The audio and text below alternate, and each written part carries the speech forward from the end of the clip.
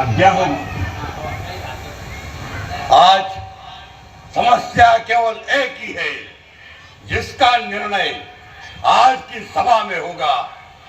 ये ब्राह्मण, ये ऋषि मुनि और ये तपस्वी मेरी पूजा नहीं करते, मेरी आज्ञा नहीं मानते, मेरे नाम की माला नहीं जपते, तो अवश्य इनके साथ ऐसी कोई शक्ति काम कर रही है जिसकी हमें अभी तक कल्पना भी नहीं है।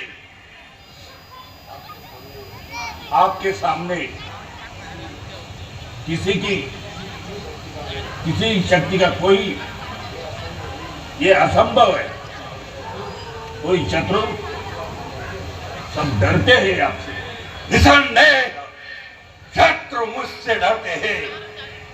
शत्रु ही नहीं, देवता भी मेरे नाम से भय खाते हैं।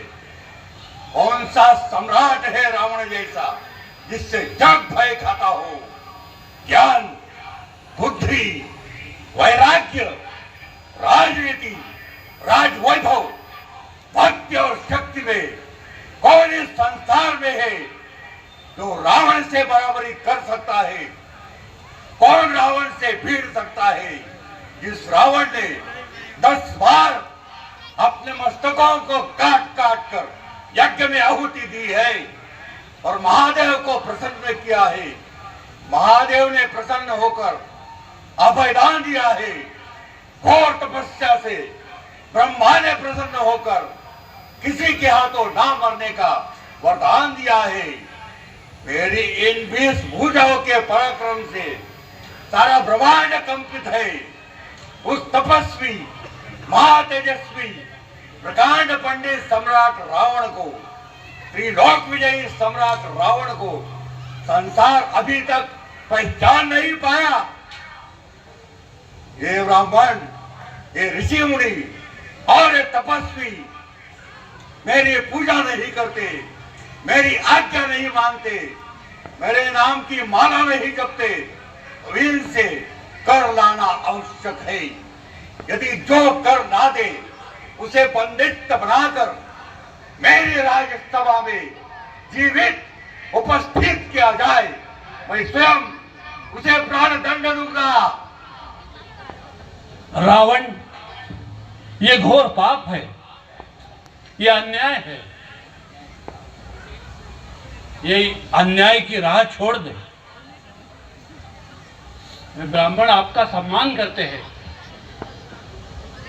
वे आपको पूज्य समझते हैं, किंतु आप अपने अहंकार में चूर होकर उन पर अत्याचार करते हैं। वे सब आपसे डरते हैं,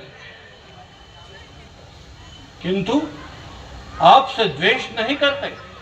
विभीषण, तू मेरा छोटा भाई अवश्य है, किंतु तू सिर्फ माला जपना ही जानता है। राजनीति किसे कहते हैं इसकी तू स्वप्न में भी कल्पना नहीं कर सकता। वेदों में प्रकांड पंडित रावण से बढ़कर कौन इस सृष्टि में है? मैंने अपने तप के बल पर इस ब्रह्मांड को नचाया है और भक्ति से देवताओं को झुकाया है। क्या उस प्रकांड पंडित सम्राट रावण को, त्रिलोक विजयी सम्राट रावण को फिर तू उपदेश दे?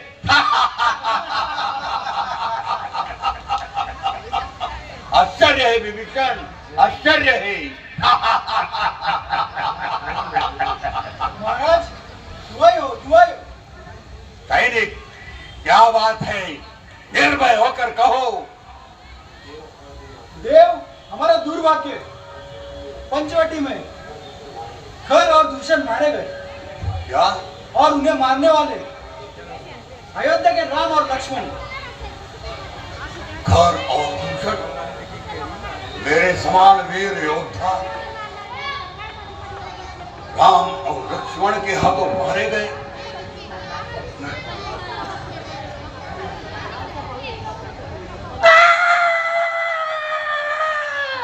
कोई राम और लक्ष्मण ने मेरी ये हालत की है भैया। वही राम और लक्ष्मण ने मेरी ये दुर्दशा की है। मैं मर गई भैया, मैं मर गई। बिना दोष उन दोनों ने मेरे नाक और कान काट दिए। आज तेरे सर पर वेरी आ रहा है और तू यहाँ मदिरा पीकर मस्त हो रहा है। चुप रखे।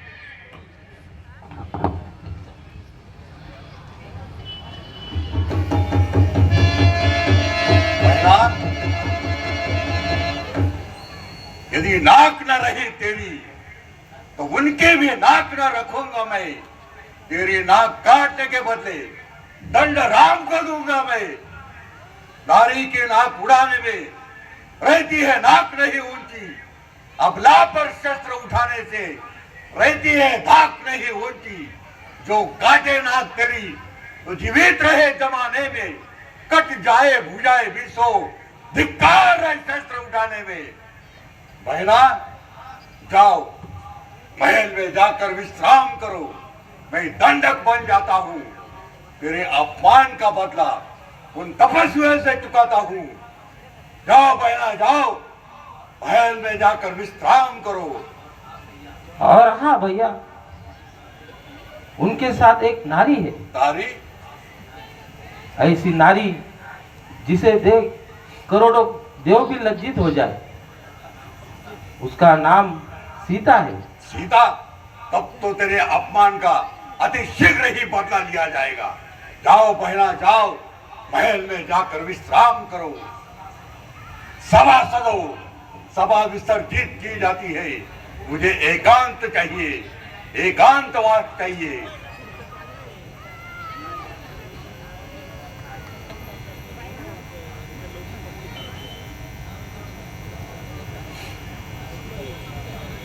घर और दूषण मेरे समान वीर योद्धा राम और लक्ष्मण के हाथों मारे गए, किंतु उन्हें भगवान के सिवा और कोई नहीं मार सकता। धरती का भार उतारने के लिए यदि भगवान ने धरती पर अवतार लिया है तो मेरी मुक्ति का समय आ गया है। मन, क्रम, वचन से यदि सत्य है कि मैं उनसे बैर करूं, सीता को हर लाऊं, मैं उनकी नारी को चुरा लाऊं, मैं सीता का हरण करूं, हाँ यही उचित है।